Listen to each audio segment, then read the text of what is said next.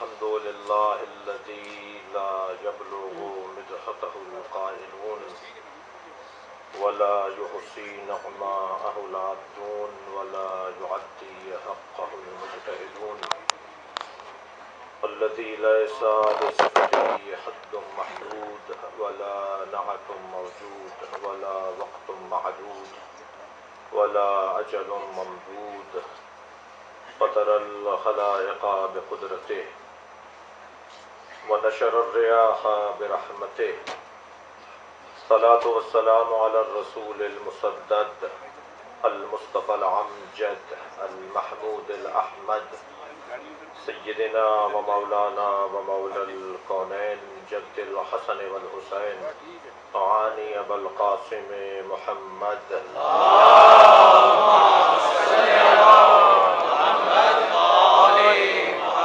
وآله الطيبين الطاهرين المعصومين الذين قال الله إنما يريد الله ليذهب عنكم الرجس أهل البيت ويطهركم تطهيرا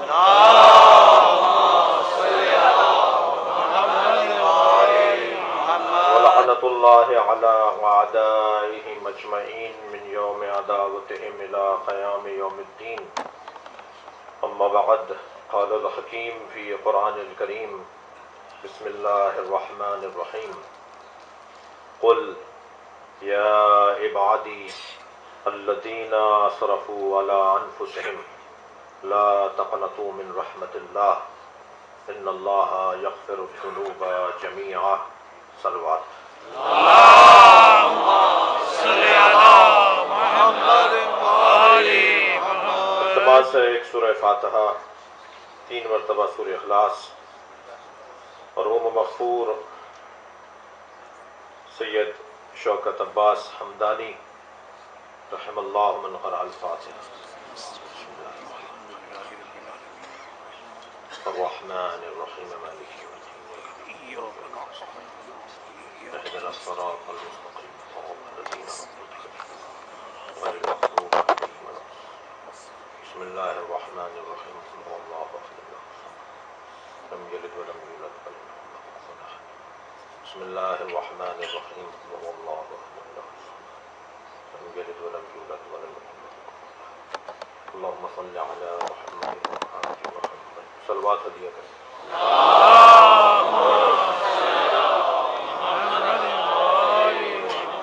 سورہ مبارکہ زمر کی 53ویں آیت ہے جو میں نے آپ کے سامنے پڑھی ہے. پہلے تو اللہ کی بارگاہ میں اس کا شکر کہ اس نے ہمیں مخلوقات میں انسان خلق کیا. یہ مائک اختیار نہیں رکھتا کہ کمپنی پر اعتراض کرے کہ مجھے مائک کیوں منع دیا. میرے کپڑے حق اعتراض نہیں رکھتے کہ وہ کسی کارخانے پر اعتراض کریں کہ انہیں کپڑا کیوں بنا دیا، انہیں قمیص کیوں بنا دی، ٹوپی کیوں نہیں بنائی. میری انگوٹھی جو چاندی کی بنی ہوئی ہے اسے اعتراض نہیں ہے کہ اسے جھومر کیوں نہیں بنایا، اسے گوشوارہ کیوں نہیں بنایا، انگوٹھی کیوں بنا دیا. ان کیمروں کو، اس ٹینٹ کو کوئی ایک بتائیے مخلوق کہ جسے اعتراض کرنے کا اپنے خالق پر یہ حق ہو کہ اسے کیوں بنا دیا. تو طے کر لیا جائے کہ ہم مخلوق ہیں یا نہیں. اگر ہم مخلوق ہیں تو ہمیں بھی خالق پر یہ اعتراض کرنے کا حق نہیں کہ اس نے ہمیں انسان کیوں بنا دیا. بلکہ میں اس سے بالا تر بات کرنے سے پہلے اتنا کہوں گا کہ جب کسی بھی مخلوق کو خالق پر، اپنی خلقت پر کوئی اعتراض نہیں ہے تو ہمیں بھی کوئی اعتراض نہیں. اس سے بالا تر بات بلکہ اس کا شکر ادا کیا جائے گا کہ اس نے ہمیں جانور نہیں پیدا کیا، اس نے ہمیں پودوں میں نہیں رکھا. انگوٹھی میں جڑا ہوا نگینہ چاہے ہیرا ہی کیوں نہ ہو، مگر ہم تیار نہیں ہیں کہ ہمیں ہیرا بنا دیا جائے۔ تو جب ہم پتھروں میں ہیرا بننے کو تیار نہیں ہیں اور جانوروں میں سمجھدار جانور بننے کو تیار نہیں ہیں اور پودوں میں بھی اسی طرح کوئی اچھا پودا اور پھول بننے کو تیار نہیں ہے، تو پھر پہلے تو شکر ادا ہونا چاہیے کہ اس نے ہمیں اس سانچے میں ڈھالا ہے اور اس پیکر میں ڈھالا ہے جو تمام مخلوقات سے افضل ہے۔ پھر اس افضلیت میں اور اضافہ ہو جائے کہ اگر میرے زبان سے اور میرے لبوں سے محمد نکلتا ہو، صلوات پڑھیں گے محمد و آل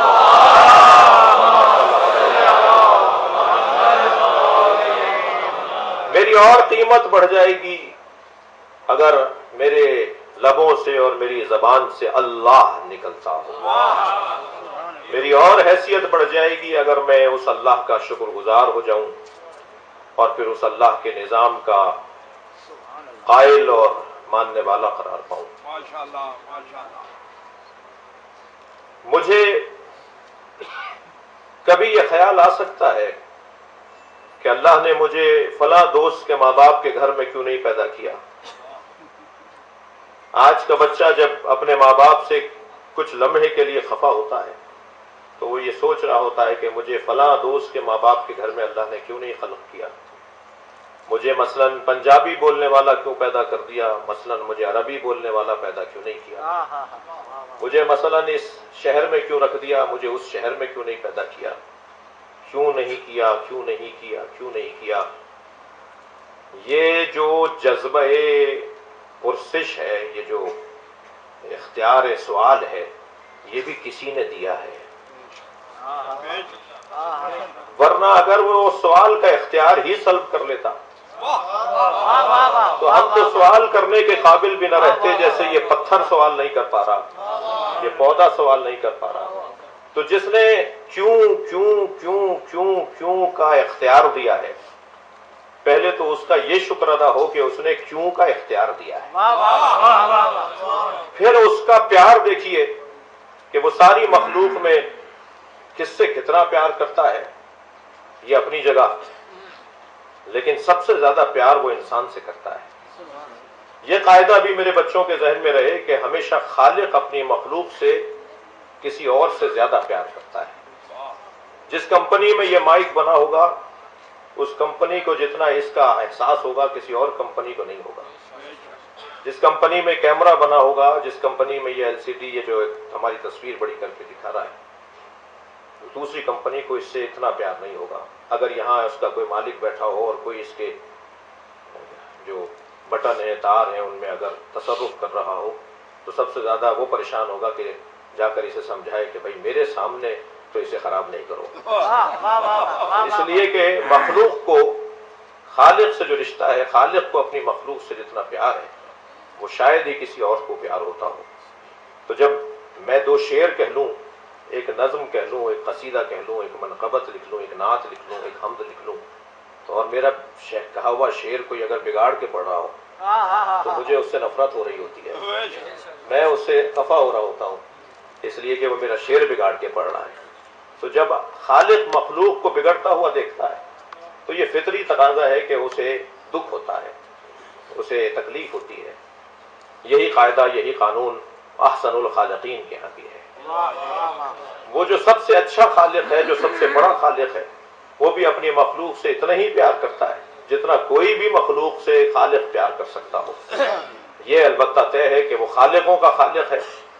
میں نے جب شعر لکھنے کے لیے قلم اٹھایا اور بعد میں مجھے مثلا میرے ناظم محترم نے یہ کہہ کر پکارا کہ فلاں شعر کے خالق کو بلا رہا ہوں، تو میں نے جب مصرے جوڑے تھے تو الفاظ میں نے خلق نہیں کیے تھے، وہ پہلے سے بنے ہوئے تھے۔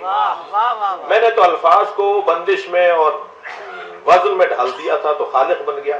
کمال تو یہ تھا کہ لغت بنا کے دکھاتا۔ میں تصویر بنا لوں کیونکہ پہلے حقیقت موجود ہے، پھر میں نے تصویر بنائی ہے۔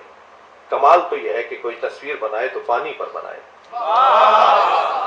ہم اس خالق کی بات کر رہے ہیں جو تصویر بناتا ہے تو کاغذ پر اور دیوار پر نہیں بناتا بلکہ پانی پہ تصویر بناتا ہے، اور پانی بھی اتنا گندیدہ پانی ہے کہ جس کے لگ جانے سے غسل واجب ہو جائے.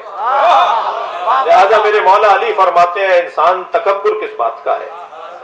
تیرا اول بھی نجاست ہے، تیرا آخر بھی نجاست ہے، اور تو اپنے ساتھ چار نجاستیں لے کر پھر رہا ہے.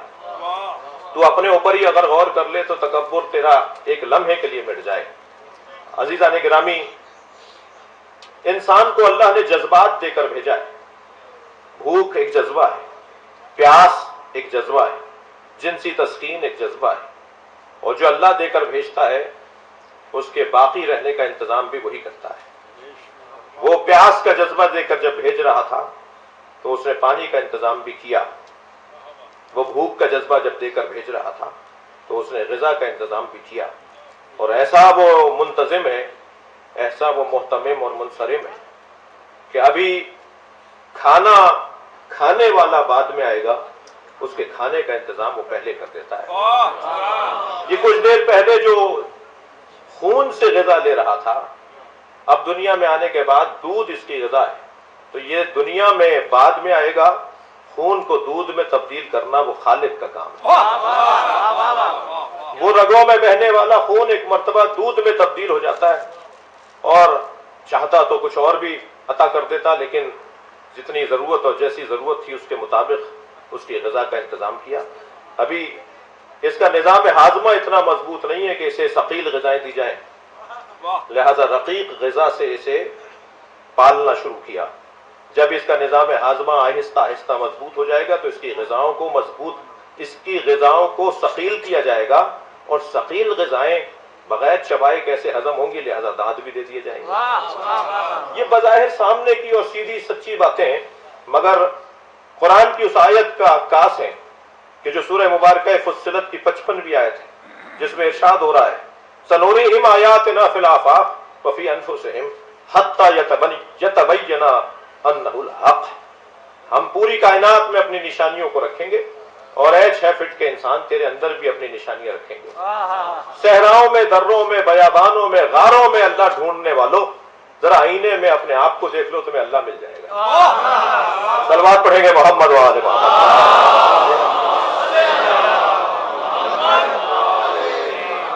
صرف میں اپنی انہی باتوں پر اگر غور کر لوں تو مجھے مل جائے گا وہ کہ جس کی تلاش میں مدتوں سے انسان کبھی بھٹکتا نظر آتا ہے، اور اسی بھٹکتے ہوئے انسان کے برابر میں بیٹھا ہوا انسان مطمئن نظر آتا ہے. یعنی اللہ کے باب میں ہمیں دونوں ہی قصے نظر آئے.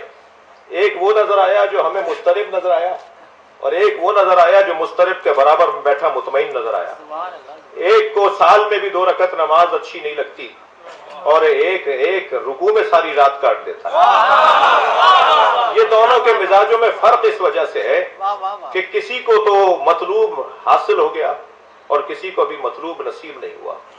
ڈھونڈنے والا وہ بھی ہے کہ جسے مل گیا، اور ڈھونڈنے والا وہ بھی ہے جسے نہیں ملا. ہاں، فرق اتنا ہے کہ بعض لوگ ڈھونڈنے کے لیے جس رستے کو انتخاب کرتے ہیں، جس رستے کا انتخاب کرتے ہیں، وہ رستہ صحیح نہیں ہوتا، اور وہ سمجھ رہے ہوتے ہیں کہ صحیح ہے. میں کیسے اس کو ڈھونڈوں، میں کیسے اسے تلاش کروں کہ جو میری زندگی کے لیے، میرے احساسات، میرے جذبات، میرے خیالات، میرے افکار کے لیے مجھے تسلی عطا کرنے والا ہے. اس کا بہترین رستہ یہ ہے کہ جنہیں وہ مل گیا ان سے دوستی کر لی جائے، جو اس تک پہنچ گئے ہیں ان سے پیار کر لیا جائے. اور عزیزان گرامی، کوئی زور زبردستی بھی نہیں ہے. ہر جگہ کی ایک ہی آواز، ہر بیٹھک کی ایک ہی پکار، ہر ادارے کا ایک ہی عنوان کہ میرٹ پہ تقرریاں ہونی چاہیے، میرٹ پہ داخلے ہونے چاہیے، میرٹ پہ تبادلے ہونے چاہیے. ہم بھی 1400 سال سے مجلسیں اسی لیے کر رہے ہیں کہ نبی کے ساتھ میرٹ پہ ماننا چاہیے.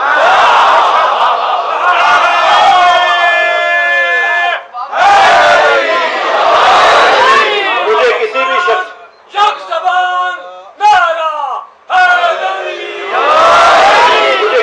شخصیت کے اوپر تبصرہ کرنا روا نہیں ہے، مگر میں اتنا مانتا ہوں کہ تمام محترم ہیں، مگر محترموں میں محترم علی کی ذات ہے. بہت بڑے بڑے عالم ہیں، مگر وہ عالم کیسا ہے جس کے لیے کوئی یہ کہتا ہوا نظر آئے کہ اگر علی نہ ہوتے تو میں ہلاک ہو گیا.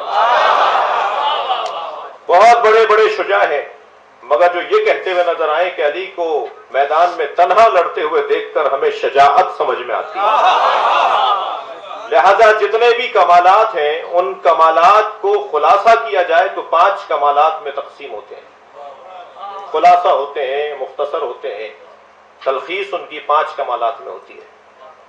سب سے پہلا کمال علم ہے۔ ہماری عزیزہ کے لیے، ہماری بچی کے لیے، ہماری بھتیجی کے لیے رشتہ آیا، لڑکا بڑا خوبصورت تھا، شکل صورت بڑی اچھی تھی، قد بڑا اچھا تھا، خاندان بھی کوئی چھوٹا نہیں تھا اور پیسہ بھی کم نہیں تھا، مگر وہ اپنا نام بھی نہیں لکھنا جانتا تھا۔ سب نے کہا رشتہ کر دو، ہم نے کہا ہمیں اس سے رشتہ کرنا ہے مگر ہم اس سے رشتہ کریں گے جو کم سے کم پڑھا لکھا تو ہو۔ سارے عنوانات ہوں اور جاہل ہو تو انسان اپنی بچی بھی اسے نہیں دیتا۔ تو ایک بڑا عنوان فضیلت انسان کی زندگی کے لیے، ایک سب سے بڑی فضیلت انسان کی زندگی کے لیے، اور پہلی فضیلت وہ علم ہے۔ اور عزیزان گرامی، میں اپنے ان بچوں سے جو مجھ سے پیار کرتے ہیں، ان جوانوں سے گزارش کروں گا کہ خبردار، فارغ رہنے والا جوان نہ اللہ کو پسند ہے، نہ نبی کو پسند ہے، نہ اہل بیت نبی کو پسند ہے۔ اگر تم نے تعلیم حاصل کر لی اور 6 مہینے کا کوئی فاصلہ آ رہا ہے تمہاری دوسری تعلیم کے درمیان، تو میرے بچوں، میرے جوانوں، اس 6 مہینے کو غنیمت جانو اور کوئی 6 مہینے کا کورس تلاش کر لو جو تمہیں بہرحال اس موجودہ کیفیت سے ایک بہتری کی طرف لے جائے۔ اور اگر تعلیم کے ساتھ کسی ہنر کی طرف بھی جانا چاہو تو یہ زیادہ بہتر ہوگا۔ علم سب سے بڑا اعزاز اور افتخار۔ مولا علی سے پوچھا گیا، یا علی، آپ کے فضائل تو بہت ہیں ہمارے نزدیک، پوچھنے والا صحابی ہے، خود آپ کے نزدیک آپ کی سب سے بڑی فضیلت کیا ہے؟ تو مولا نے سورہ مبارکہ رعد کی 43ویں آیت کی تلاوت فرمائی، وَيَقُولُ الَّذِينَ كَفَرُوا لَسْتَ مُرْسَلًا قُلْ كَفَىٰ بِاللَّهِ شَهِيدًا بَيْنِي وَبَيْنَكُمْ وَمَنْ عِندَهُ عِلْمُ الْكِتَابِ۔ فرمایا سب سے بڑی فضیلت میری یہ ہے کہ اللہ نے مجھے اپنے ساتھ گواہ رسول اور عالم کتاب بنایا ہے۔ علی کی سب سے بڑی فضیلت یہ ہے، خود بقول مولا علی، کہ مجھے اللہ نے عالم الکتاب قرار دیا ہے۔ عزیزان گرامی، علم ایک بڑی فضیلت ہے اور سب سے بڑی فضیلت ہے۔ علم کے بغیر اگر سخاوت آ جائے گی تو وہ سخاوت نہیں رہے گی، فضول خرچی ہو جائے گی۔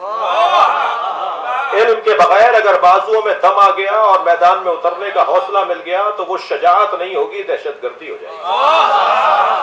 کسی طرح دہشت گردی کو شجاعت بنایا جائے اور کسی طرح فضول خرچی اور اسراف کو سخاوت بنایا جائے تو اس کا نسخہ یہی ہے کہ ان تمام کمالات پر علم کو حاکم بنا دیا جائے۔ البتہ ذہن عالی میں رہے کہ علم بذات علم اور فقط علم وبال جان بھی ہے اور حجاب اکبر بھی ہے۔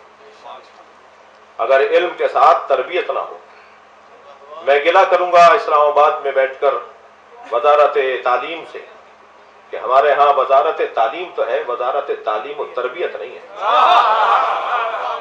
آپ اگر تعلیم کے ساتھ تربیت نہیں دیں گے تو پھر یہی ہوگا جو ہوا، یہی ہوگا جو ہوا۔ عزیزان گرامی، مگر فاقد شے موتی شے نہیں ہو سکتا، جس کے پاس خود نہیں ہے وہ دینے والا نہیں ہو سکتا۔ صلوات پڑھ لے محمد۔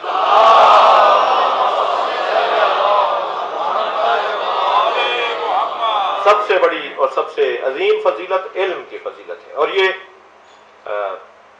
اللہ نے سجایا ہے اپنے ان پیاروں کو، ان عزیزوں کو، اللہ کے نزدیک جن کی عزت ہے، جن کا مقام ہے، انہیں سب سے اچھا جو جھومر، جو ٹیکا، جو لباس پہنا کے بھیجا وہ علم کا لباس۔ علم کے بعد دوسری فضیلت وہ ہے سخاوت کی فضیلت، اس کے بعد شجاعت کی فضیلت، اس کے بعد غیرت کی فضیلت، اس کے بعد عزت کی فضیلت۔ ترتیب میں بھی عزت کو آخر میں رکھیے، اس لیے کہ خاتمہ بالخیر اسی کا ہوگا جو عزت کے مطلب کو جانتا ہوگا۔ اور وہ جو باب مصائب میں نہیں ہوں لیکن وہ جو کربلا میں اپنی جان دیتے وقت اس بات کا اعلان کر گیا کہ سمجھ لو عزت اسے نہیں کہتے کہ مجمع تمہارے ساتھ زیادہ تھا یا نہیں تھا. عزت اسے نہیں کہتے کہ مجمع تمہارے ساتھ زیادہ تھا، تمہارے نعرے لگانے والے زیادہ تھے، تمہارے ہاتھ چومنے والے زیادہ تھے. یہاں تو ایک تیر مارنے والا چین نہیں پاتا، دوسرا مارنا چاہتا ہے. ایک پتھر مارنے والے کو سکون نہیں ملتا، وہ دوسرا مارنا چاہتا ہے. یہاں تو حالت یہ ہے. مگر جان لو عزت کا اگر کوئی مفہوم ہے تو وہ حسین کربلا میں بتائیں گے. اور تا قیام قیامت اگر کوئی مفہوم عزت کو سمجھنا چاہے گا تو اسے جاننا ہوگا کہ عزت اسے ملتی ہے جو ذمہ داریوں کی ادائیگی کرتا ہو، جو فرض شناس ہو، جو اپنے فرائض کو ادا کرنے کی اہلیت اور قابلیت رکھتا ہو اور صلاحیت رکھتا ہو اور اس کو ادا کر سکتا ہو.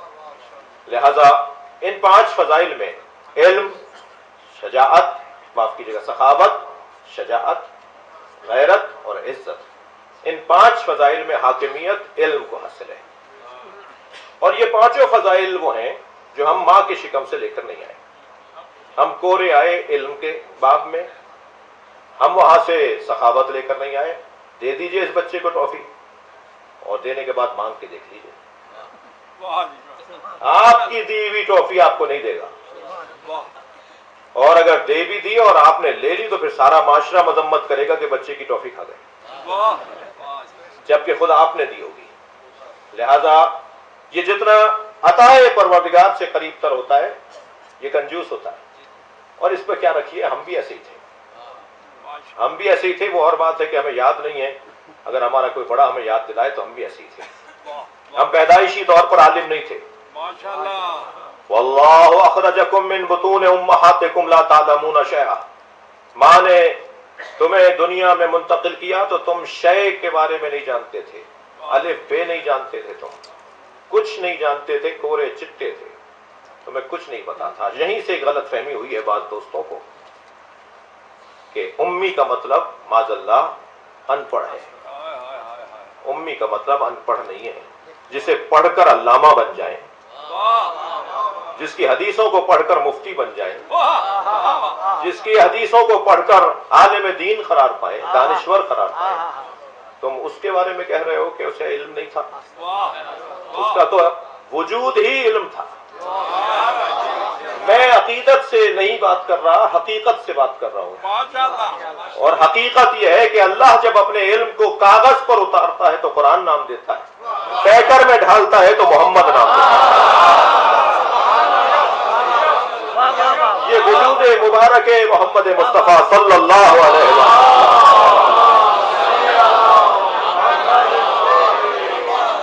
یہ علم الہی کا ایک مجسم وجود. اور یہ لعاب دہن بھی دیکھیے، ہمارے ناخون کٹ جائیں تو کراہت آتی ہے، بال کٹ جائیں تو کراہت آتی ہے، آب دہن باہر آ جائے تو اس سے ہمیں خود کو کراہت آتی ہے. پروردگار عالم نے اس کے پورے وجود کو طہارت کے ساتھ رکھا. 27 سوال جوڑ کر لائے تھے مولا کے سامنے کہ کسی ایک سوال پہ علی کہیں گے مجھے نہیں آتا. 6 سوال کے بعد 7واں بھول گئے تو مولا نے فرمایا 7واں میں بتاؤں کہ کیا تھا. 8واں سوال تمہارا کیا؟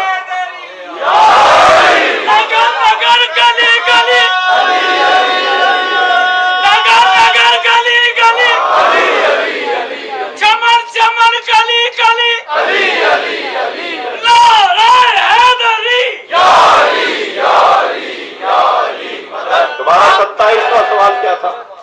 جو علی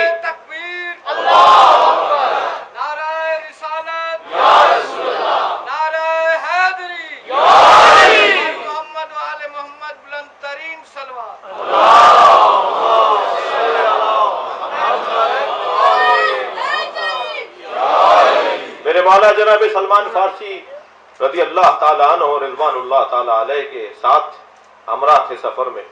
ایک صحرا میں ان گنت چیونٹیاں نظر آئیں تو جناب سلمان فارسی نے فرمایا کہ یا علی ان کی تعداد تو اللہ جانتا ہے. اچھا یہ لب و لہجہ آج بھی ہمارے یہاں کبھی کبھی نظر آتا ہے. بہت زیادہ انصاف نہیں کر رہے ہوتے ہم اللہ کے ساتھ، نیچے لے آتے ہیں بات کو. کہنے لگے مولانا اپنے شیعہ لوگوں کو سمجھائیے، اپنے سنی خوش عقیدہ مسلمانوں کو سمجھائیے، یہ جو مزاروں پہ جانے والے لوگ ہیں، یہ جو درگاہوں پہ جانے والے لوگ ہیں، یہ شرک کرتے ہیں، ذرا سمجھائیے. میں نے کہا جی کیا مسئلہ ہے؟ کہنے مثلاً لکھتے ہیں مولا وارث، علی وارث، یہ تو شرک ہے، اللہ وارث ہے۔ میں نے کہا مولانا آپ نے اللہ کو بہت نیچے لے آئے، آپ حافظ قرآن ہیں، میں آپ سے ایک آیت کی تلاوت چاہوں گا۔ کہنے لگے فرمائیے۔ میں نے کہا جی سورہ مبارکہ الانبیاء کی 105ویں آیت پڑھ کے سنا دیجیے۔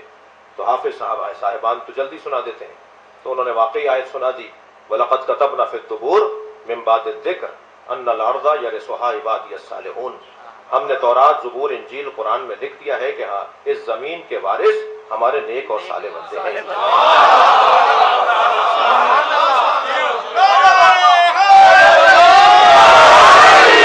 میں نے کہا مولانا آپ سے ایک علی وارث ہضم نہیں ہو رہا تھا، ہم 14 کو وارث مانتے ہیں۔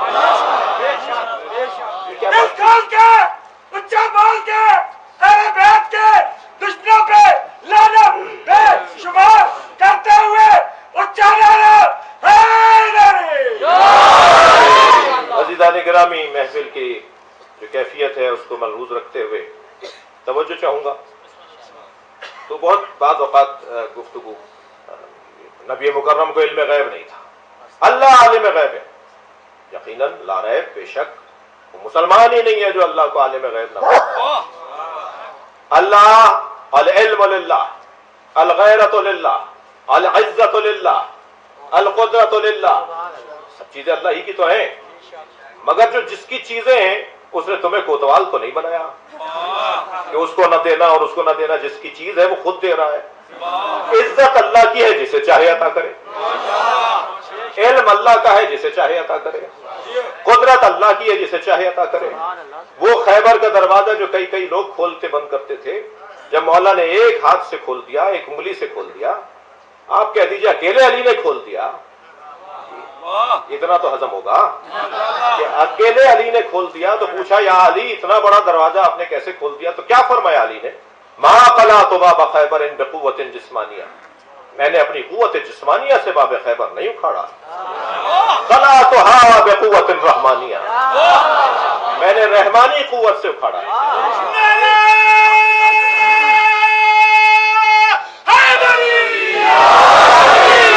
لہذا تمام تر کمالات، تمام تر عظمتیں بنام خدا، بنام اللہ، مگر اللہ جسے چاہے عطا کرے۔ اور جہاں اس نے کہہ دیا کہ میں عطا کر سکتا ہوں، ملک اللہ کا ہے، مگر وہ تو تل ملک من تشاء، جسے چاہے عطا کر دے۔ مالک اللہ ہے مگر وہ جسے چاہے عطا کر دے۔ اچھا جسے وہ ملک عطا کرے گا نا، پھر ملک اس کی مانے گا۔ ہمارے کپڑے تو ہماری نہیں مانتے کہ لمبے چھوٹے ہو جائیں، ہمارا رومال تو ہماری نہیں مانتا کہ یہ ٹوپی بن جائے یا مثال مفلر بن جائے۔ ہماری چیزیں تو ہماری اپنی زمین ہماری نہیں مانتی۔ کہا جی میری ہی زمین میں دفنانا مجھے، اور صاحب دفنا دیا اسی زمین میں جس پہ یہ مدتوں سے زمینداری کر رہے تھے، اور ابھی چیلوم بھی نہیں گزرا تھا کہ کسی سبب قبر کھل گئی، تو معلوم ہوا زمین خوب کام کر رہی ہے۔ تو بھائی تمہاری ہی زمین تم پر کام کر رہی ہے، ہڈیاں توڑ ڈالی، تمہارا حال خراب کر دیا۔ معلوم یہ ہوا کہ ہماری ہی ملکیتیں، ہمارا ہی مملوک ہم پر ہماری بات ہی نہیں مانتا۔ تو جو مالک حقیقی ہوتا ہے وہ ہوتا ہے کہ جس کی مملوک مانتی ہو۔ اس کائنات کا مالک حقیقی اللہ ہے، مگر وہ جسے چاہے ملک عطا کرے، تو جسے وہ ملک عطا کرتا ہے اس کے اشارے پہ سورج پلٹے گا۔ صلوات پڑھیں گے محمد وآل محمد۔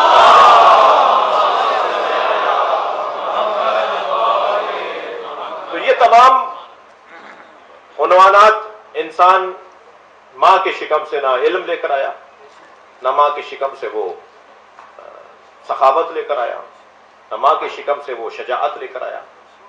ذرا چھوٹے بچے کے سرانے اونچی آواز میں بات کر کے دیکھ لیجئے، گھنٹوں روئے گا، اتنا بہادر ہے یہ۔ تو یہ پیدائشی بہادر نہیں ہے، اور نہ ہی ماں کے شکم سے غیرت لے کر آیا۔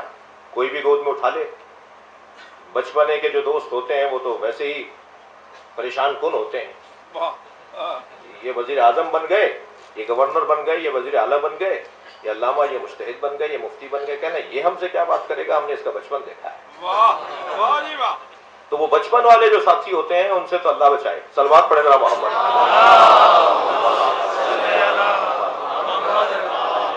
تو غیرت کا تو یہ حالت تھی اور کیفیت یہ تھی کہ جی جو اور عزت کی حالت کہ انسان ناک پر بیٹھی مکھی نہیں جل سکتا، گھنٹوں بچے کو جو ہے جھلتے رہو اور تو مجھ سے جو جانور ہٹیں ورنہ جیسا ڈال دیا ایسا پڑا رہا۔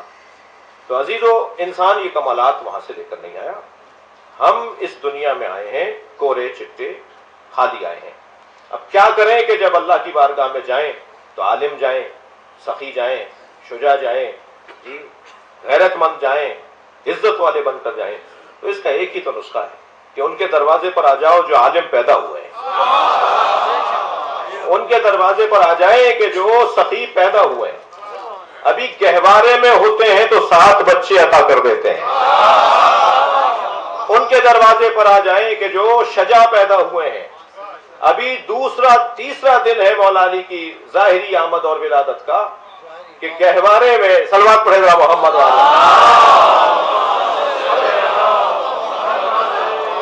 میرے مولا نے اژدہے کے دونوں کلوں کو چیر ڈالا، کلہ اژدر کا چیرنا، دونوں کلوں کو مولا نے ایک ہاتھ سے ایک طرف سے پکڑا دوسرے ہاتھ سے اور دونوں کو چیر ڈالا۔ ایک اتنا بڑا اژدہا 2 نیم پڑا تھا اور وہ برابر کا ہٹ کر گرا تھا، برابر چیر دیا تھا، اسے پھاڑ دیا جیسے کاغذ پھاڑ دیتے ہیں، ایسے میرے مولا نے پھاڑ دیا تھا۔ اور وہ کیونکہ عربی میں سانپ کو حیا کہتے ہیں اور کسی چیز کے چیرنے کو درہ کہتے ہیں، تو اس منظر کو دیکھ کر ماں نے بے ساختہ کہا حیا درہ ہے درہ،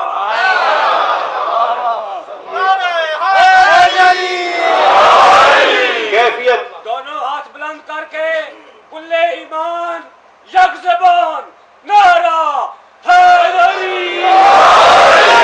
تو کیفیت شجاعت کی یہ ہے، کیفیت غیرت کی ایسی ہے کہ یہ کسی مشرک سے دودھ نہیں پئیں گے، یہ کسی کافر سے دودھ نہیں لیں گے۔ جب قاعدہ قرآن میں آ گیا اور قرآن کا قاعدہ نازل بعد میں ہوا ہے، قاعدہ تو پرانا ہے، قاعدہ تو پرانا ہے کہ خبردار کسی مومن پر کافر کو حکومت حاصل نہیں ہے، کسی مومن پر کافر کو حاکمیت حاصل نہیں ہے۔ تو یہ ہو ہی نہیں سکتا کہ یہ کسی کافر سے کسی مشرک سے دودھ پی لیں۔ آپ دیکھیے بچہ صندوقچے میں لٹا دیا ام موسیٰ نے اور دریا کے کنارے کنارے چلتی رہیں، ماں کی محبت تھی، ممتا تھی، اور سامنے دیوار آ گئی محل کی اور وہ صندوقچہ محل کے اندر چلا گیا۔ اور یہ پہلی مدتوں کے بعد دونوں میاں بیوی اس انداز سے بیٹھے دریا کے کنارے پر سمندر کا دریا کا نظارہ کر رہے تھے۔ فرعون اور آسیہ بنت مزاحم علیہ السلام کہ ایک مرتبہ صندوقچے کو دیکھا تو آواز لگائی کہ ذرا دیکھو یہ کیا ماجرا ہے۔ نوکر اور غلام گئے دوڑتے ہوئے صندوقچہ اٹھا کے لے آئے۔ 70,000 آپ کہیے 700، آپ کہہ دیجیے 70، سینکڑوں دسیوں بچے مروا دیے اس ایک بچے کی وجہ سے۔ عزیزو، اللہ بھی اللہ ہے، اللہ بھی اللہ ہے، وہ چاہے تو تنکے میں جان ڈال دے اور نہ چاہے تو ہاتھی کو مار دے۔ اللہ بھی اللہ ہے، جب اپنا گھر بچاتا ہے تو ابابیل سے بچاتا ہے، جب اپنا مصطفیٰ بچاتا ہے تو مکڑی کے جالے سے بچا لیتا ہے۔ تو خبردار اللہ کے کاموں میں دخالت نہ دی جائے، اسے خود پتا ہے کہ کیسے اسے اپنا نظام چلانا ہے، اور جو نہیں مانتے انہیں منوانا بھی اسی کا کام ہے۔ میرا اور آپ کا کام تو اپنی ذمہ داریوں کی ادائیگی ہے، منوانا ہمارا کام نہیں، اللہ کا کام ہے۔ جو مزاروں پہ جانے کو بدعت کہتے ہیں وہ حتیم کا طواف ضرور کرتے ہیں، جبکہ خانہ کعبہ حتیم نہیں ہے، وہ چھوٹی سی ناٹی سی دیوار، مگر واجب ہے کہ اس کا بھی طواف کیا جائے۔ تم مزاروں پہ نہیں جاتے، ہم ہاجرہ اور اسماعیل کی قبروں کا طواف کروائیں گے۔ یہ حتیم میں دفن ہے حضرت ہاجرہ اور حضرت اسماعیل۔ جو سبیلوں کو شرک اور بدعت کہتے ہیں وہ مکے سے زمزم لا کے ضرور بانٹے گا۔ صلوات پڑھ لے محمد و آل محمد۔ اللہ کا کام تو بھائی اللہ کا ہے۔ کل تک حسین پہ رونا بدعت تھی، آج سنت ہو گئی۔ میں الحمدللہ ان دوستوں سے پیار کرتا ہوں، کوئی تنقید نہیں کر رہا، مگر خوش ضرور ہوں اس بات پر کہ رونا حسین مولا پر کل تک جو بدعت کہتے تھے آج کہہ رہے ہیں نہیں بدعت نہیں ہے، نبی مکرم نے ریا کیا۔ کالے کپڑے پہننا مشرکوں اور یہودیوں کا لباس تھا. آج کہہ رہے ہیں کہ نہیں، کوئی ایسا نہیں ہے، بلکہ کالے کپڑے پہننے میں کوئی شرعی قباحت نہیں ہے. تو میرے عزیز جو یہاں بھی تشریف فرما ہے، میں ویسے ہی آپ سے زیادہ سنی ہوں. جو میرے سنی بھائی یہاں بیٹھے میں ان سے کہہ رہا ہوں میں آپ سے زیادہ سنی ہوں، اور واضح طور پہ کہہ رہا ہوں کہ میں سنی ہوں. ہو نہیں سکتا کہ کوئی علی کا شیعہ اور وہ سنی نہ ہو. یہ تو تقسیم ہو گئی کسی طرح سمجھنے سمجھانے کے لیے، ورنہ نبی کے زمانے میں یہ مسئلے نہیں تھے. سرکار دو جہاں کے زمانے میں بریلوی، دیوبندی، مالکی، حنبلی، شافعی، جعفری نہیں تھے. سرکار دو جہاں کے زمانے میں ہی نہیں، انبیاء کے زمانے میں بھی تقسیم نہیں تھی. اللہ نے تو صرف 2 ہی مسلک بنائے ہیں، حسینیت اور یزیدیت، جسے قرآن کی زبان میں شجرہ طیبہ اور شجرہ خبیثہ کہا جاتا ہے. صلوات پڑھ لیں محمد والے.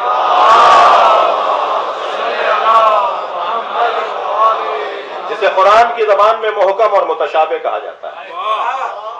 لہذا یہی دو انداز ہیں، 2 طریقے ہیں، اور ان 5 کمالات کو ہمیں سبھی اسی کوشش میں ہیں. ہم سب چاہتے ہیں سخی ہوں، ہم سب چاہتے ہیں شجاع ہوں، ہم سب چاہتے ہیں غیرت مند اور باعزت ہوں، ہم سب چاہتے ہیں کہ پڑھے لکھے ہوں اور دانشور ہوں.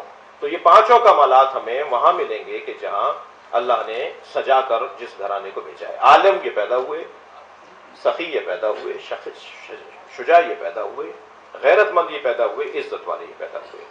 لہذا جب اس دنیا میں تشریف لائے ہیں ظاہری طور پر ان کا آمد ہوئی ہے، ورنہ تو یہ ان کا یہاں آنا، میں اپنی عقیدت بھرا ایک جملہ کہہ رہا ہوں، یہاں ان کا آنا کمال ہے، وہاں جانا کیا کمال ہے.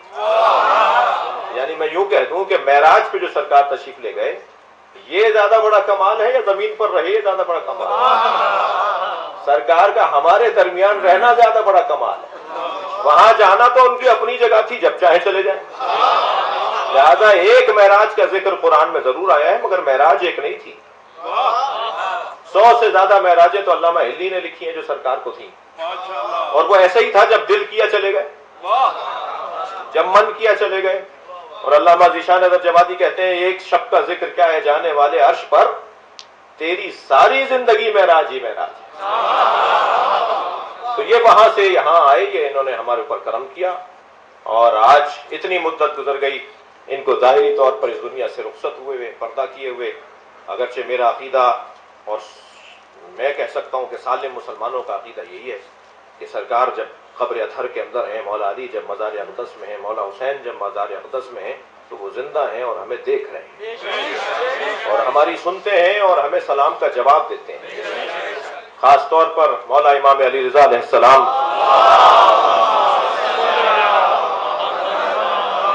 کہ مزار اقدس پہ جب آپ زیارت نامہ پڑھتے ہیں تو اس میں یہ جملہ تو زیارت کا حصہ ہے، اشہد انکا تشہد مقامی و ترد سلامی. میں گواہی دیتا ہوں کہ آپ میرے کھڑے ہونے کو دیکھ رہے ہیں. جب میں آپ کی بارگاہ میں آیا ہوں، آپ دیکھ رہے ہیں میں یہاں کھڑا ہوں، اور میں گواہی دیتا ہوں کہ آپ میرے سلام کا جواب دے رہے ہیں. مگر مولا میں کیا کروں، میرے کان اس قابل نہیں ہے کہ آپ کی آواز سن سکیں. اور جن کے کان اس قابل ہو جاتے ہیں، پھر وہ ابراہیم نہیں رہتے بلکہ ابراہیم مجاب بن جاتے ہیں. وہ مجاب کہلاتے ہی اس لیے ہیں کہ انہیں سنائی دے رہا تھا. صلوات پڑھے محمد والے.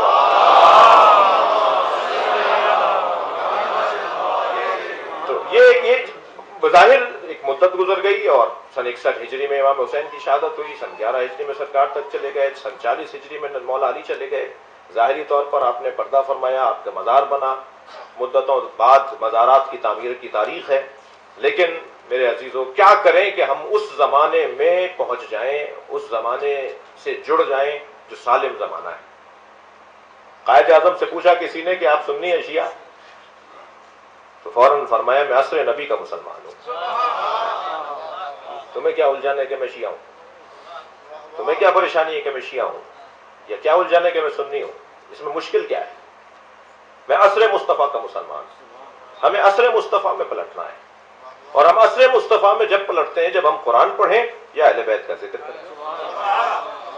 جب ہم قرآن پڑھ رہے ہوتے ہیں تو نبی کے زمانے میں چلے جاتے ہیں، مسالم دور میں. اور جب ہم مجلس میں آتے ہیں، محفل میں آتے ہیں، میلاد کی ہو یا غم کی، خوشی کی محفل ہو یا غم کی مجلس ہو تو ہم اس زمانے میں پلٹ جاتے ہیں. اسی قاعدے کو اگر میں دو لفظوں میں یوں کہوں کہ خالق کا کلام قرآن اور مخلوق کا کلام نہج البلاغہ، یہ دو کلام ایسے ہیں جو ہمیں سالم زمانے میں لوٹا دیتے ہیں. اور یہ وقت کے محتاج بھی نہیں ہے، زمانے کے پابند بھی نہیں ہے، بلکہ زمانہ ان کا پابند ہے. میں اور آپ تو سورج کو دیکھ کر چلتے ہیں، سورج علی کو دیکھ کے چلتا ہے.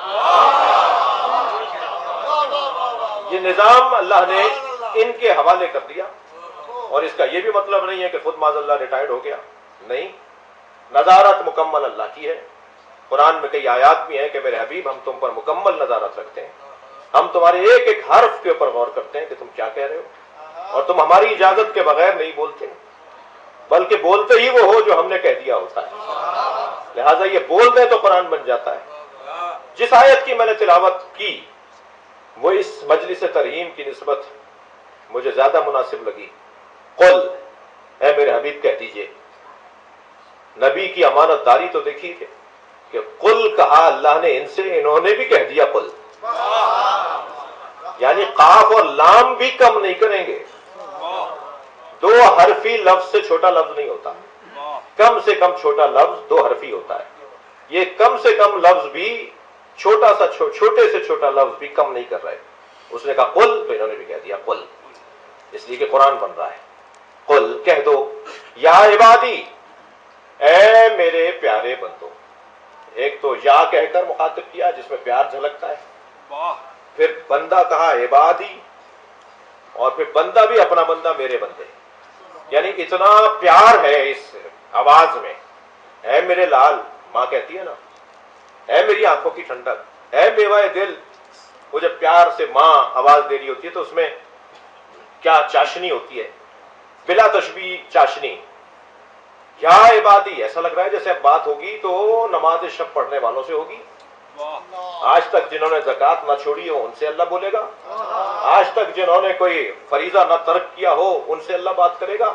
اللہ شاید بات کرنے جا رہا ہے انتہائی متقی پرہیزگار لوگوں سے اور نیک لوگوں سے، اور اللہ شاید بات کرنے جا رہا ہے اپنے ولیوں سے. یا عبادی، اب یہاں تک تو لہجہ ایسا ہے جیسے اب ولیوں سے بات ہوگی، لیکن جیسی آیت آگے بڑھی تو گناہگاروں سے بات ہو رہی ہے، جن سے گناہ ہوتا ہے، ہو جاتا ہے، کر دیتے ہیں، کر چکے ہیں، جنہوں نے اللہ کی نافرمانیاں کی ہوئی ہیں، جنہوں نے اللہ کی شریعت کو نظر انداز کیا ہوا ہے، جنہوں نے حرام اور حلال کو ترک کیا ہوا ہے کہ کیا حرام ہے اور کیا حلال ہے. میں نے دیکھا کہ ایک میرے دوست، ان کے گھر میں کبوتر پلے ہوئے تھے. وہ ایک وقت پہ دانہ ڈالتے ہیں، تو جب دانہ انہوں نے ڈالا تو سارے کبوتر اپنے دڑبوں سے نکل کر آئے اور ایک دوسرے کو دھکا لگا لگا کے دانہ لے رہے تھے. تو میں اس منظر کو کھڑا دیکھ رہا تھا کہ دانہ تو اتنا ہے کہ یہ شام تک کھاتے رہیں تو ختم نہیں ہوگا، مگر یہ بے صبراپن یہ بے صبراپن ان کی حیوانیت کی دلیل ہے. اگر وہ حیوان نہ ہوتے تو بے صبرے نہ ہوتے. تو مجھے کہنے دیجئے کہ اگر یہی رنگ انسانوں میں نظر آئے تو پھر اللہ کو حق ہے نا کہ وہ کہے کہ میں نے اسے انسان بنایا تھا، یہ جانور ہے بلکہ جانور سے بھی پستہ ہے. عزیزان گرامی، جنہوں نے اللہ کی نافرمانیاں کی ان سے بات ہو رہی ہے. اب یا عبادی الذین اسرفوا علی انفسہم. اچھا یہ بھی نہیں کہہ رہا جنہوں نے میری شریعت پامال کی، نہیں، جنہوں نے اپنے اوپر زیادتیاں کی ہیں. جو نماز نہیں پڑھ رہا وہ نہیں کہہ رہا میری تم نے شریعت پامال کی، کہہ رہا تم نے اپنے اوپر ظلم کیا ہے. جو واجبات ادا نہیں کر رہا نہیں کہہ رہا تم میرے خلاف گئے ہو، کہا نہیں تم نے اپنے ساتھ زیادتی کی ہے. بچے کو ابا روکتے رہے سائیکل باہر نہیں لے کے جاؤ، چوٹ لگ جائے گی، گر جاؤ گے، ٹریفک ہے، گاڑیاں چل رہی ہیں، بچہ نہیں مانا. سائیکل تو دلوائی ابا نہیں ہے، مگر سوچا تھا کہ گھر کے اندر ہی چلائیں، مگر یہ باہر لے گئے اور چوٹ لگ گئی. تو ابا کیا کہتے ہیں؟ ابا کہیں گے، اگر پیار ہے تو ابا کہیں گے تم نے اپنے ساتھ زیادتی کی. نہیں کہیں گے میری بات نہیں مانی، پیار کا تقاضا، تم نے جو میری باتیں نہیں مانی تم نے اپنے ساتھ زیادتی کی. الذین اسرفوا علی انفسہم، جنہوں نے اپنے اوپر زیادتیاں کی ہیں. تھک تو نہیں رہے؟ تاخیر ہو تو مجھے کچھ پرچی بھیج دیجیے گا.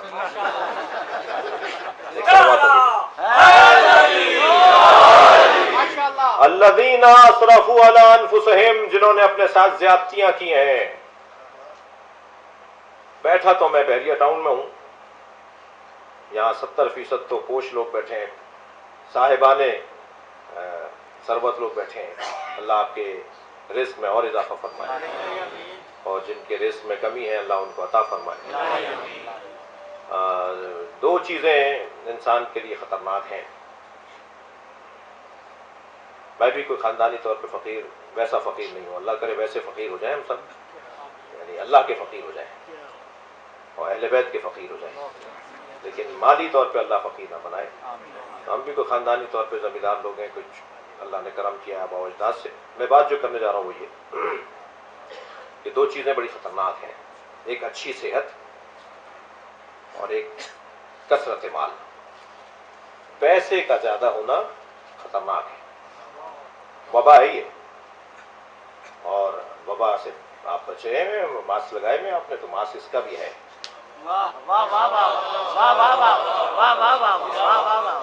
بہت سارے لوگوں کو کرونا نہیں ہوا اور اللہ کرے نہ ہو، اور جنہیں ہوا وہ بھی بچ گئے، اور جو چلے گئے اللہ ان کی مغفرت فرمائے۔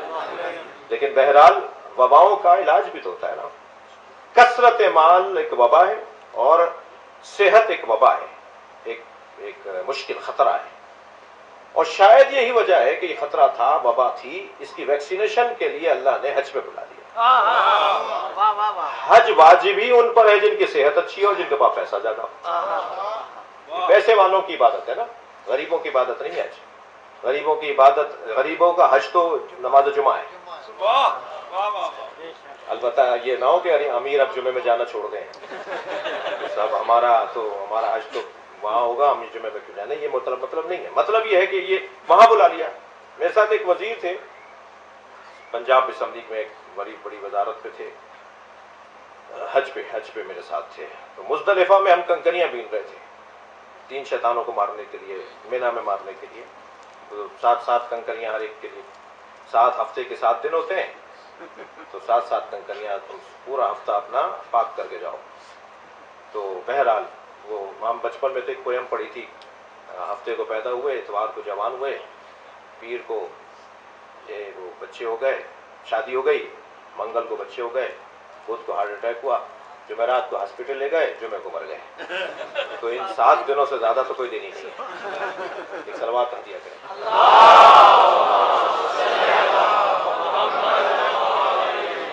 میں نے ان سے پوچھا، وہ بیٹھے ہوئے نا خاک میں بیٹھے ہوئے، کنکریاں بین رہے تھے، چن رہے تھے، ڈھونڈ رہے تھے۔ تو میں ان کے برابر میں گیا، میں نے کہا جی کیسا لگ رہا ہے؟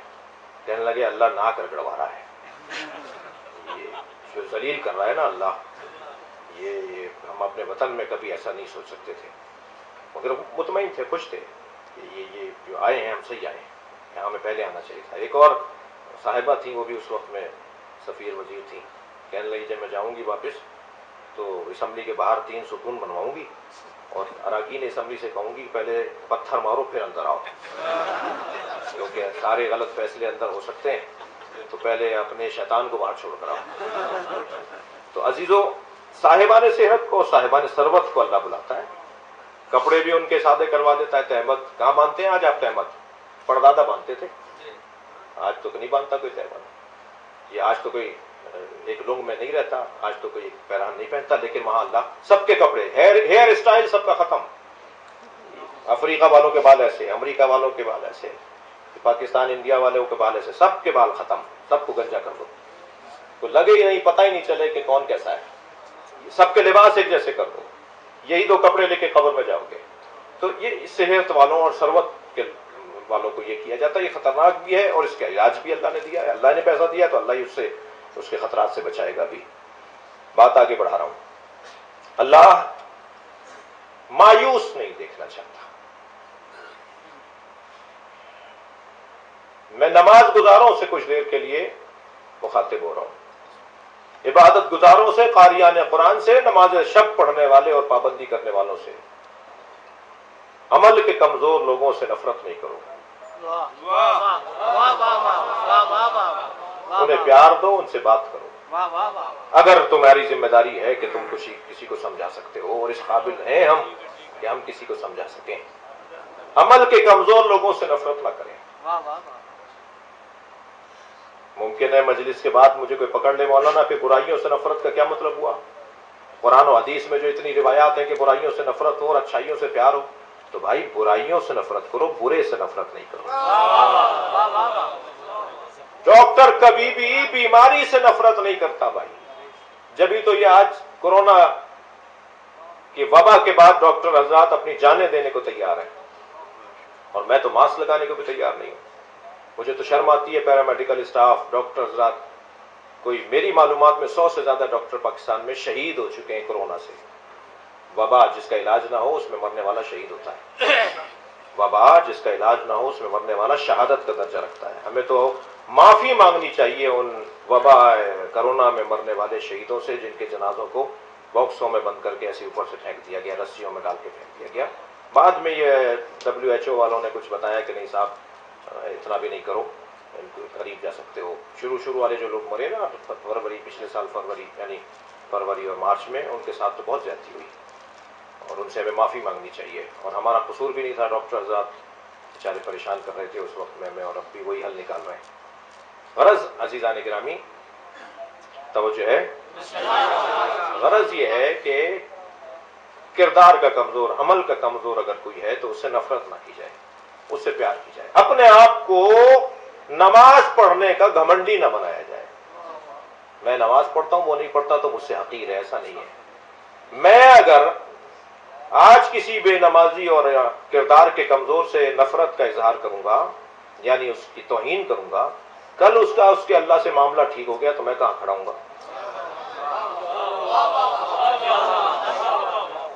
جیسے دو سگے بھائی لڑے نا تو وہ گلی کے دوست کو کہا جاتا ہے ان کے معاملے میں نہیں پڑھو، یہ بھائی مل جائیں گے، تم خراب ہو جاؤ گے، تم پارٹی بازی نہیں کرو، تم اس طرف نہیں جاؤ اس طرف نہیں جاؤ، یہ سگے بھائی ہیں، کل سے ایک ہو جائیں گے اور تمہیں برائی ملے گی کہ تم اس وقت میں فلاں کا ساتھ دے رہے تھے۔ ایسے ہی میں کردار کے کمزور لوگوں کے ساتھ اگر کچھ کہہ دوں اور ان کی توہین کروں، حقیر جانوں اور مجمع میں ذلیل کر دوں، سب کے سامنے انہیں شرمندہ کر دوں، ان کے چہرے کا رنگ پھیکا پڑ جائے میرے کسی جملے سے، انہیں شرمندگی کا سامنا کرنا پڑے، ان کے ہاتھ پیر کانپنے لگے، ان کے ہونٹ پہ خشکی طاری ہو جائے کیونکہ میں نے مجمع میں انہیں کچھ کہہ دیا کہ تم تو ایسے ہو، تم تو فلانے ہو، کیا معلوم کل اس کا اللہ سے معاملہ ٹھیک ہو جائے، میں کہاں کھڑا ہوں گا؟ عزیزان گرامی نہیں، ہمیں اگر ذمہ داری بنتی بھی ہے تو علیحدگی میں، تنہائی میں سے بات کرنی ہے، ورنہ ہماری ذمہ داری نہیں ہے۔ اس کے لیے دعا کریں کہ اللہ اسے نیک بنا دے، اللہ اسے اچھا کر دے۔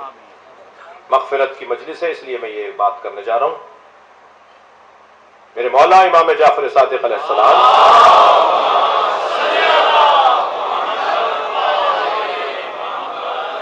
گزر رہے ہیں مدینہ منورہ کی ایک گلی سے، گلی بہت تنگ ہے اور اتنی تنگ ہے کہ آتا جاتا انسان ایک دوسرے سے بچ نہیں سکتا بغیر دیکھے بغیر پہچانے۔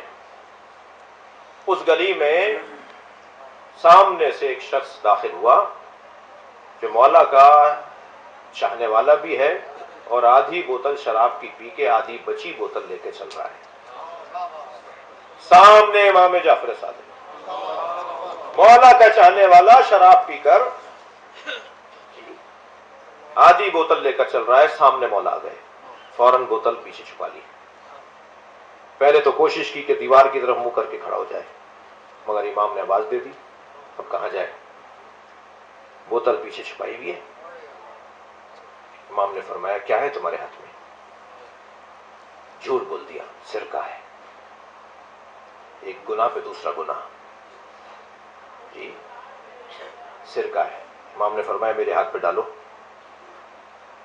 اب وہ تو بات شاید نبھ جاتی کہ سرقہ ہے، جھوٹ بول دیا، امام کے ہاتھ پہ شراب کیسے ڈالے؟ کانپنے لگا مولا، یہ کیا ہو گیا؟ آنکھوں میں آنسو اتر آئے، فوراً اللہ سے لو لگائی، یا اللہ میں اپنے مولا کے سامنے ذلیل ہو جاؤں گا، مجھے معاف کر دے، کچھ میری مدد کر، غیب سے کوئی انتظام کر، میں شرمندہ نہ ہو جاؤں مولا کے سامنے۔ جیسے ہی اس کا تار جڑا نا، میں اپنے الفاظ میں کہہ رہا ہوں، جیسے ہی اس کا رابطہ برقرار ہوا نا، رابطہ برقرار ہوتا ہے جب دل سے بات ہے، اسی لیے کہا جاتا ہے کہ جب اللہ کے سامنے بیٹھو، معصوم کے سامنے جاؤ، اللہ کے ولیوں کے پاس جاؤ تو رونے کی کوشش کرو۔ رونا ایک نشانی ہے رابطے کے برقرار ہونے کی۔ کیونکہ آنسو نکل ہی نہیں سکتا جب تک کہ دل سے آواز نہ ہو. لو لگ گئی اور ادھر لو لگی، تو جس سے لو لگی ہے اس امام کی، اس سے لو تو بہت پرانی ہے. فوراً امام نے کہا ڈالو میرے ہاتھ پہ یہ سرکہ ہے.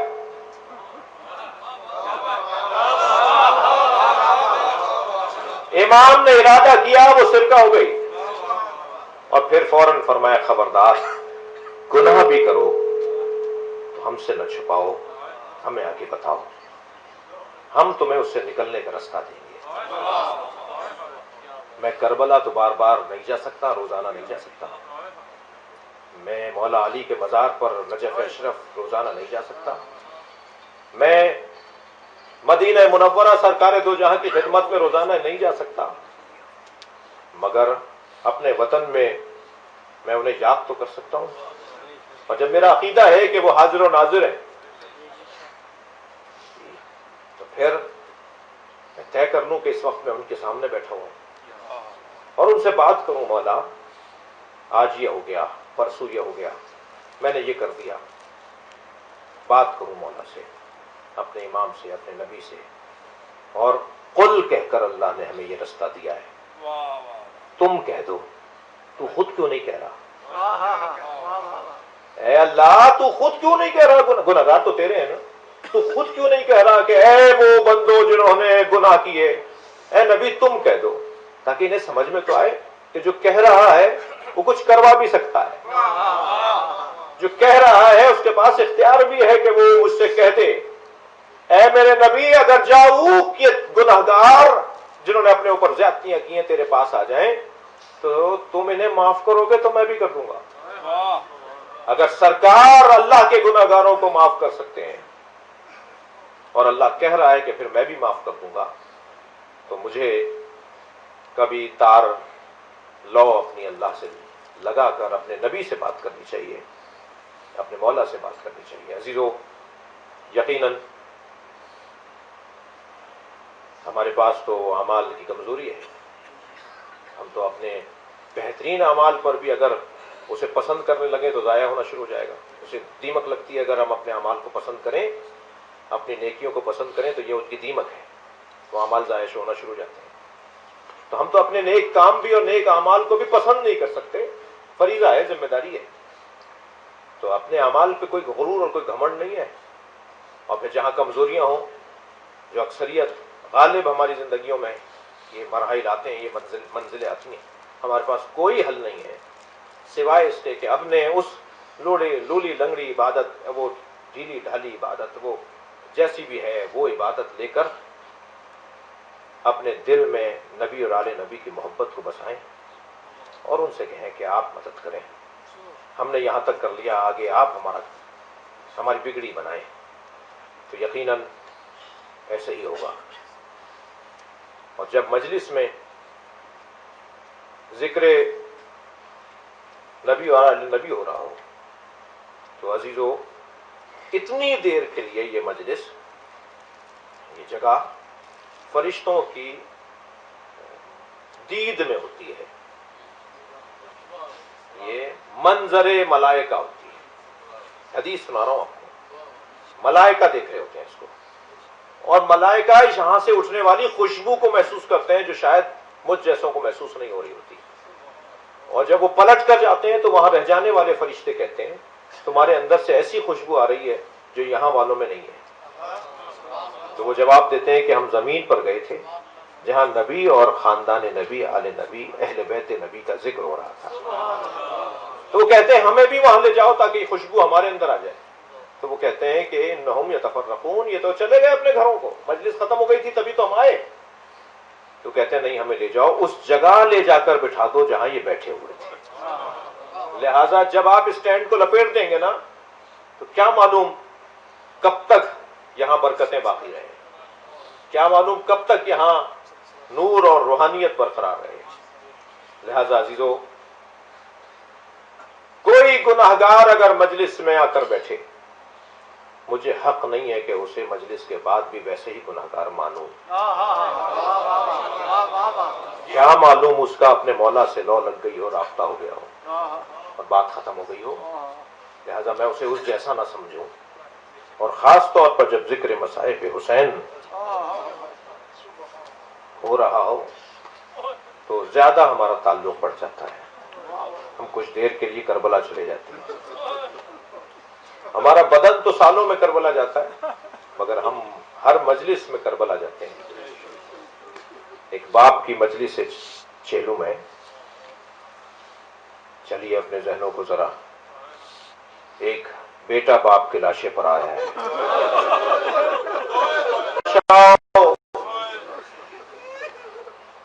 یہ باتیں آج بھی کبھی کبھی ہوتی ہیں عالمی سطح پر. اور کہا حسین نے اتنا بڑا جرم کیا ہے، ریاست سے ٹکرا گئے، تو جرم اتنا بڑا ہے تو سزا بھی اتنی بڑی. کیا کرو گے؟ مارنے پر اکتفا نہیں کریں گے. مارنے کے بعد حسین کے بدن پہ گھوڑے دوڑائے جائیں گے. ٹکڑے ٹکڑے کر دو اس کو، اس کے جوڑ جوڑ علیحدہ کر دو. بہنیں آ کر دیکھیں تو یہ لفظ اس وقت کے نہیں ہے، یہ آج بھی کبھی کبھی عبرت پائیں. لٹکا دو اسے فلاں چوراہے پر، یہ باغی ہے. یہ باتیں آج بھی کبھی کبھی ہو رہی ہوتی ہیں. میں نہیں جوڑ رہا کسی سیاسی پہلو سے، مگر اتنا طے ہے کہ یہ اصطلاحیں ہر ریاست پرست کے ہاں رہی ہیں. عزیزان گرامی، اگر ریاست معبود بن جائے تو پھر مسائل پیچیدہ ہو جاتے ہیں. اس پر ایسے گھوڑے دوڑاؤ، تازہ سمے لگے ہوئے گھوڑے 40 گھوڑے لائے گئے جن میں سے 10 کا انتخاب ہوا، جن کے پیر بڑے تھے، جن میں نالیں تازہ لگائی گئی تھی، اور نانجیبوں نے گھوڑے دوڑانا شروع کیے. مشرق سے گھوڑے دوڑنا شروع ہوئے. جناب فضہ دوڑتی ہوئی آئیں، آقا زادی دعا کرو قیامت آ رہی ہے. جناب زینب نے فرمایا اماں کیا بھائی کی شہادت کے بعد کوئی قیامت رہ گئی؟ فرمایا ہاں، حسین کے بدن پہ گھوڑے دوڑائے جائیں گے. اب بہن پر کیا گزری ہوگی؟ بہن بھی ایسی بہن جسے زینب کہا جائے. اللہ اکبر. آ کر کھڑی ہوئی منظر دیکھنے کے لیے. وہ دوڑتے ہوئے گھوڑے روک دیے گئے. پوچھا ماں کیا ماجرا ہے؟ کہ حبیب ابن مظاہر کا لاشا اٹھا رہے ہیں. حبیب ابن مظاہر کا لاشا اٹھا رہے ہیں. اور اس لشکر یزیدی میں کچھ سپاہی ایسے ہیں جو یہ کہہ رہے ہیں کہ ہم نے حبیب کا نمک کھایا ہے. ہم اپنی آنکھوں کے سامنے اس کے لاشے کی بے حرمتی نہیں دیکھیں گے، آنکھوں کے سامنے برداشت نہیں کریں گے جس کا ہم نے نمک کھایا ہو. گھوڑے پھر دوڑائے گئے، پھر روک دیے گئے. کہا مسلم ابن اوسجہ، یہ صحابہ کرام ہیں، نبی کے صحابیوں کے نام لے رہا ہوں میں. نبی کے بچے پہ گھوڑے دوڑائے جائیں گے؟ یہ سارے اصحاب ہیں یا اصحاب کے بچے ہیں جن امام حسین کے ساتھ شہید ہوئے ہیں رضوان اللہ تعالی علیہم. لاشا اٹھا لیا گیا. میں اب رونے والوں سے ایک سوال کرتا ہوں. جناب زینب نے سوچا ہوگا کہ کوئی مجمع سے نکلے گا اور کہے گا ہم نے اسے نبی کے گوشت پہ دیکھا تھا. کوئی اس مجمع میں کہے گا کہ ہم نے اسے نبی کی گود میں دیکھا تھا. مگر نہیں ہوا ایسا. کسی میں جرأت نہیں تھی. پیسہ دنیا بڑی خطرناک چیز ہے. کسی میں جرأت نہیں تھی حق بات بولنے کی کہ ایک مرتبہ مشرق کے گھوڑے دوڑنا شروع ہوئے اور حسین کے بدن پہ گھوڑے دوڑ گئے.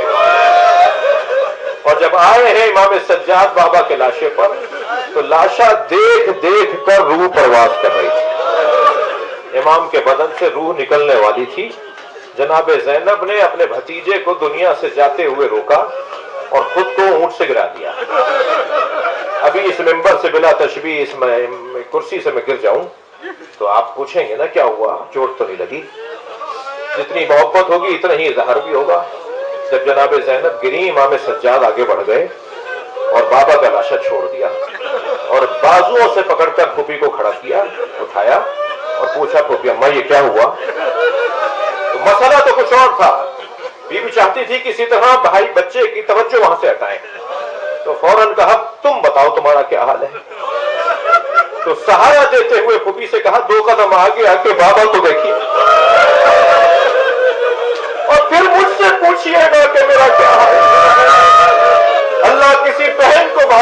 لاشیں مت دکھائیں.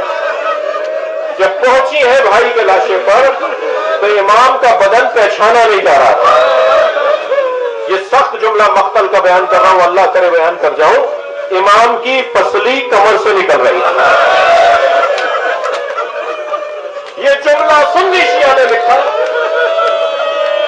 کہ جناب زینب نے نبی کو آواز دی, صلی علیہ مالک السماء یا رسول اللہ, اے اللہ کے رسول آپ پر آسمان کے فرشتے سلام بھیجتے ہیں. حاضر حسین, یہ ہے وہی حسین جسے آپ گود میں اٹھاتے تھے, دوش پر بٹھاتے تھے.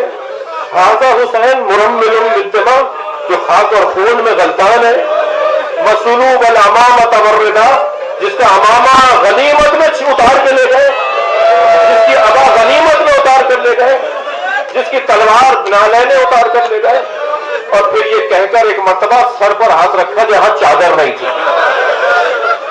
جناب زینب کی بھی تو چادر اتار لی نا, تو ننگے سر پہ ہاتھ رکھ کے نانا کو سلام کرتے ہوئے کہا, اور نانا تمہاری بیٹیوں کو بھی اسیر کر دیا. انا للہ وانا الیہ راجعون, رضا بقضائہ وتسلیما لامرہ. اللهم صل على محمد وآل محمد. اللهم صل على محمد وآل محمد. اللهم صل على محمد وآل محمد. یا اللہ بحق محمد وآل محمد, آج کی اس مجلس, اس میں کیا گیا ذکر, اس کا بہترین اجر و ثواب